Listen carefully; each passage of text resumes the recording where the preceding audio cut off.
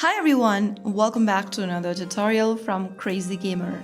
Today in this video, I'm going to show you how to join a room in Dude Theft Wars game. To join a room in Dude Theft Wars, first of all make sure you have the game installed and launch it open on your device. After you're inside the main homepage of Dude Theft Wars, go to the bottom right corner and tap on the multiplayer option.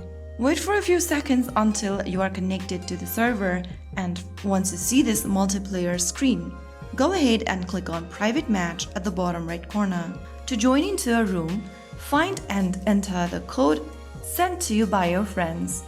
Enter the code that you have received in the Enter Room Code text box. After you type down your code, you will be able to join into the room.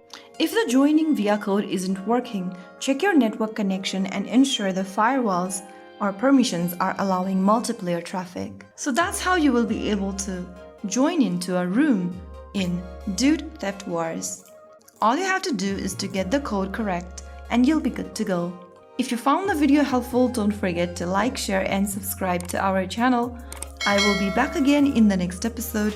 Thank you for watching.